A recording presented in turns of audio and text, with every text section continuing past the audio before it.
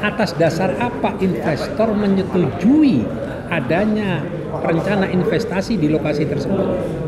Dan semoga Allah Subhanahu wa Ta'ala menghancurkan sehancur-hancurnya para pelaku pembantaian 6 syuhada pengawal kami dan yang memerintahkannya, serta para aktor intelektualnya juga yang merestuinya, dan semua yang terlibat dalam pembantaian sadis dan brutal tersebut secara langsung maupun tidak langsung. Allahumma dammirhum tadmira waqtulhum badada wala tughadir minhum ahada ya qawi ya matin ya muntaqim amin ya rabbal alamin. Allahu Akbar, Allahu Akbar. Baju koko Habaib putih present Al Gobi.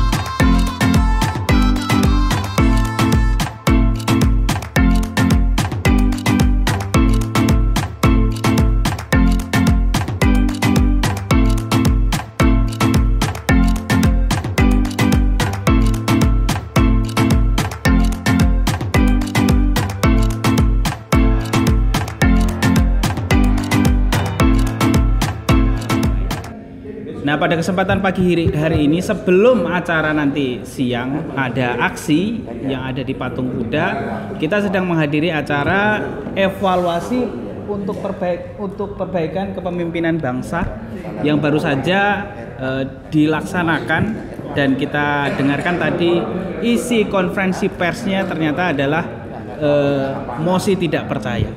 Nah, untuk itu sudah ada di samping kita saya Yusuf Martak. Kita ingin tanya-tanya soal agenda hari ini sebelum nanti siang nih. Jadi apa yang mendasari mosi tidak percaya kepada Jokowi ini, saya? Jadi pertama, ya, kita ini pada hari ini adalah pertemuan yang keempat. Oh, artinya sebelumnya sudah? Sudah, okay. Yang terakhir pada tanggal 12 Agustus. Jadi awalnya kita mengevaluasi ya kepemimpinan, kinerja kepemimpinan bangsa yang sudah berjalan mendekati 2 periode. Okay. Nah, dari temuan-temuan yang kita rangkum semua dari para tokoh-tokoh yang hadir, itu banyak keluhan-keluhan, masukan-masukan tentang penyimpangan-penyimpangan dan sepak terjang kepemimpinan dari mulai pemerintahan, dari mulai eksekutif, yudikatif, legislatif, yang tidak berpihak kepada rakyat. Nah, maka dari itu kita rangkum, kita tuangkan satu persatu di mosi tidak percaya. Akhirnya dengan keputusan bersama diberikan judul mosi tidak percaya, karena mosi tidak percaya itu sah-sah saja. Iya kan, orang tidak percaya kan boleh, tidak ada larangan. Boleh, betul. Iya kan, soal nanti ada klarifikasi ya bagus supaya kita menjadikan yang tidak percaya jadi percaya. Tapi itu adalah hak rakyat secara konstitusi yang diperbolehkan oleh undang-undang untuk kita menyampaikan pernyataan mosi tidak percaya tadi. Okay. Di situ dirangkum semua, termasuk yang terakhir masalah rempah. Gitu. Nah, ini yang menyelenggarakan ini sebenarnya Tripilar atau ada apa namanya kayak perkumpulan khusus yang mengagendakan acara hari ini? Gabungan. Jadi kita gabungan. Jadi Tripilar bersama tokoh-tokoh ulama, habaib, tokoh-tokoh nasional malah lebih banyak ini pada hadir. Iya, saya lihat tadi. Iya, dari awal tuh ada Pak Saganda Nainggolan, Pak Ahmad Yani, Taufik Baudin, Isaduddin Nursi, semua bergabung. Apalagi tokoh buruh, Jumhur Hidayat. Alhamdulillah banyak sekali. Mungkin saya ada Profesor Hafiz Abbas. Banyak sekali, alhamdulillah. Oke. Nah, tadi saya sempat menyinggung yang terupdate nih soal rempang, dan ini memang saya pikir yang menjadi sorotan publik hari ini karena kasus ini semakin lama kayaknya semakin memanas dengan tidak jelasnya relokasi. Nih, nah pandangan saya sendiri mungkin mewakili Tripilar lah, atau pandangan saya sendiri terkait kasus ini dikaitkan dengan mosi tidak percaya. Nah, kira-kira gimana? Relokasi. Oke.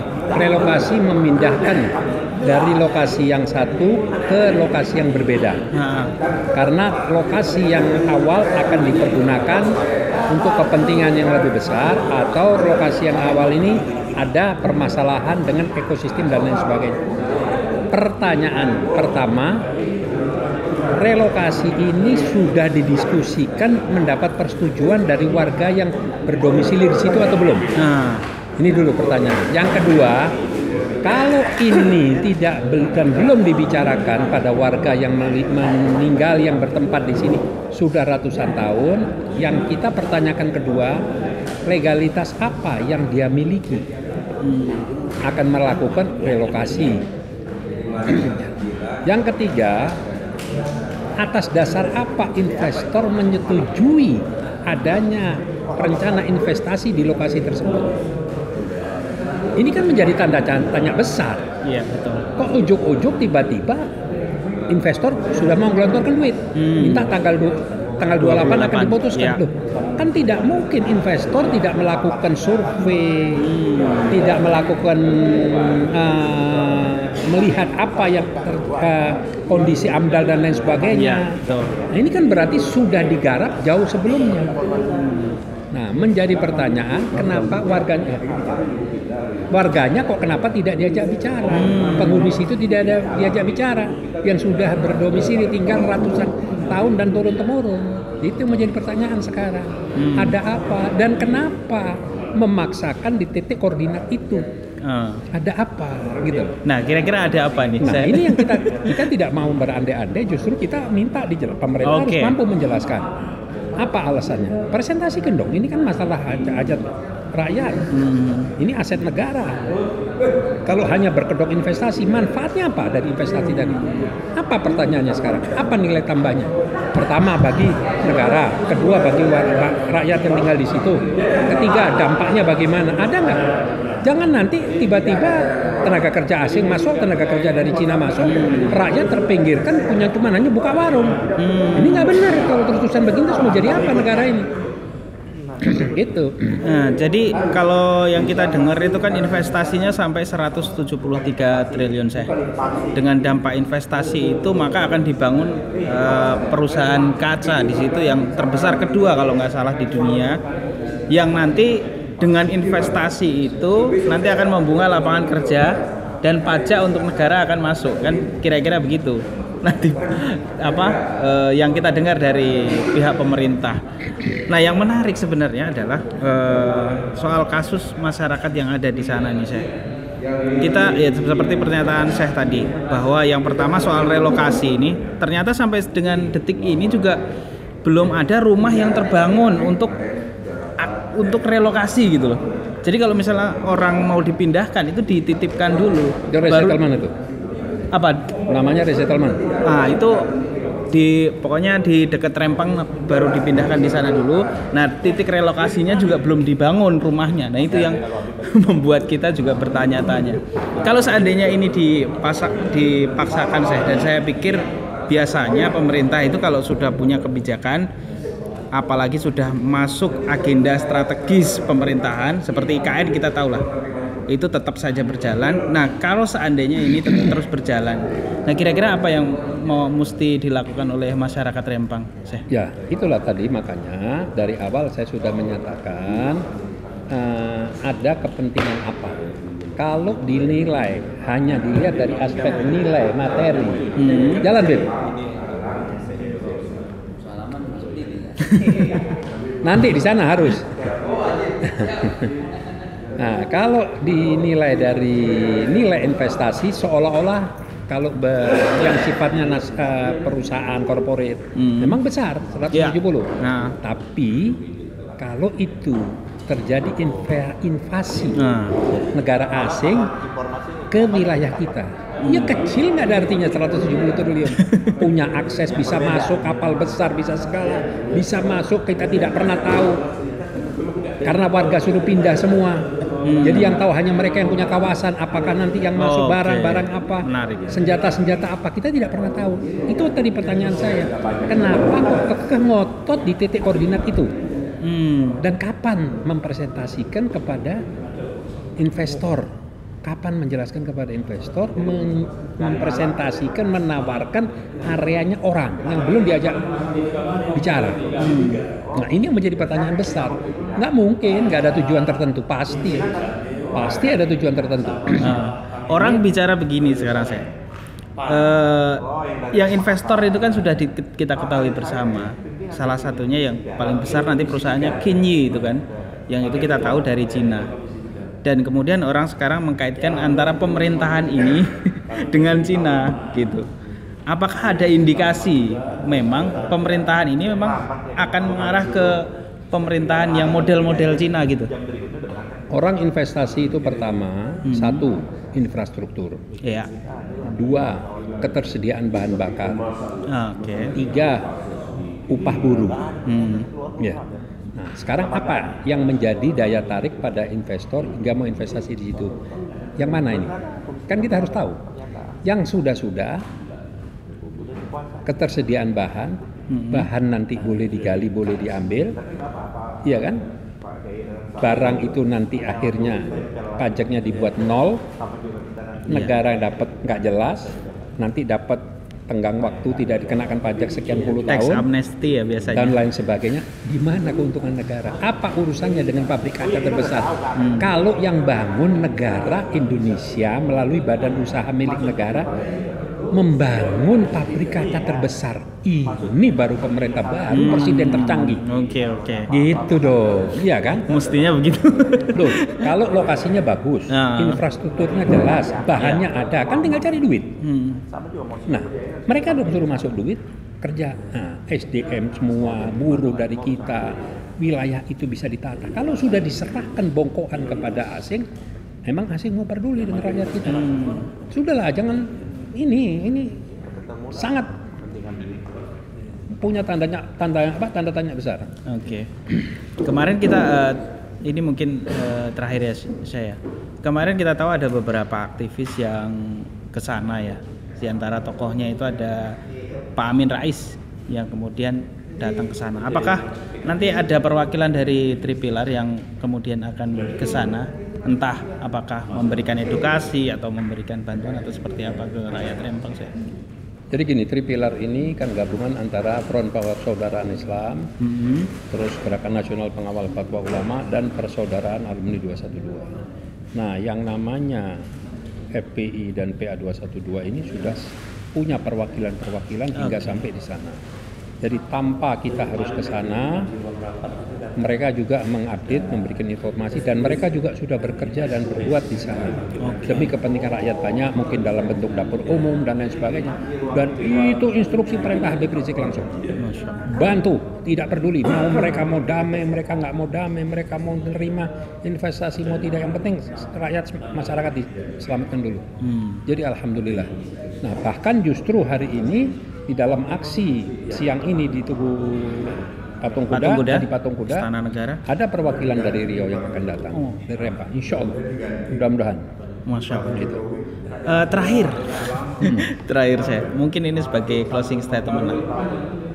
Dengan melihat kondisi yang semakin, kalau kita lihat ya dari sisi ekonomi, kemudian terakhir dari sisi konflik antar bangsa di negeri ini, kemudian dari sisi politik baik dalam negeri maupun luar negeri di negeri ini kan menunjukkan dalam tanda kutip ya memburuk gitu.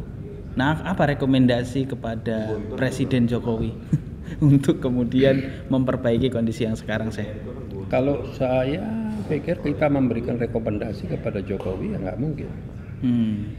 Ya kan, kita berdoa kepada Allah, dia mendapat hidayah, dia sadar, dia berubah pikiran, kembali lagi konsentrasi kepada bangsa dan negara.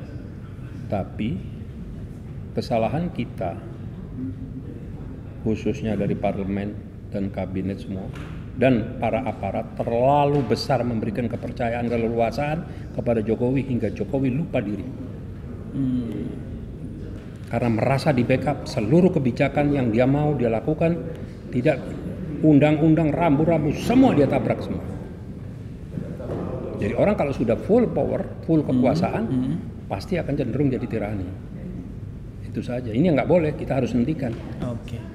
Baik, terima kasih teman-teman. Demikianlah wawancara singkat kita dengan Syekh Yusuf Martak. Mudah-mudahan ini bisa memberikan perspektif baru buat teman-teman yang menonton. Wassalamualaikum warahmatullahi wabarakatuh. Assalamualaikum warahmatullahi wabarakatuh. Bismillahirrahmanirrahim guys. Sekarang ada babe rolen, babe roti molen. Roti ini dibuat yang pasti rasanya enak ya, ada 3 rasa. Nih, ada pisang keju, ada tape keju, ada pisang coklat. Ini dibuat tanpa bahan pengawet dan melayani pesanan-pesanan kalian yang seputaran Jabodetabek, bisa buat nemenin ngopi, buat acara-acara boleh. Dan ini karena gue paling suka pisang keju, nih gue dulu yang nyoba nih. Nih dia tuh kayak crunchy gitu depannya tuh.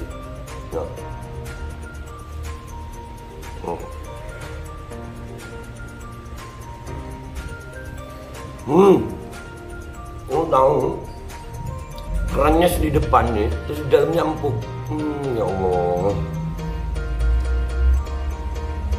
Udah nggak usah lama-lama, lu kalau kepingin langsung pesen aja, itu ada nomor WA-nya, nanti gua kalau cantumin, ada juga IG-nya, langsung pesen, murah segini. Cuman nanti dia tanya itu 35.000 kalau nggak salah, ya.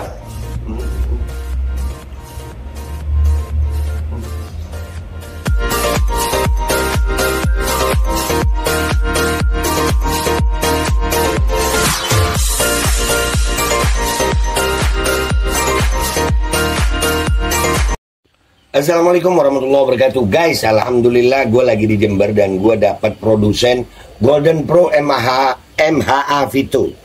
Ini guys, bahan-bahannya itu di dalamnya ada jintan hitam, ada broto wali, ada sambiloto, ada jahe, pegagan, ada madu hitam, ada propolis dan probiotik. Dan ini alhamdulillah gue udah berapa hari ya? 4 hari gue nyoba ini. Ini langsung aja guys, dia madunya madu hitam ya. Ya, bukan madu bini, bukan madu hitam. Ini untuk obat dan untuk imunitas tubuh. Alhamdulillah kemarin gue badan-badan gak enak, gue pakai sehari 3 kali nih produk. Cuman ditetesin di bawah lidah kayak begini. Jangan lupa bismillah, tapi bismillah sama sholawat. Allahumma sholli ala sayyidina Muhammad dan sayyidina Muhammad.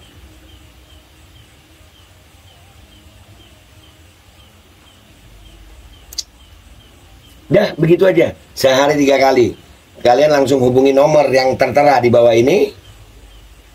Ini insya Allah bisa membuat badan kita tahan terhadap segala macam infeksi dari luar untuk imunitas tubuh. Dah gitu aja, langsung pesan ya. Ini nomornya.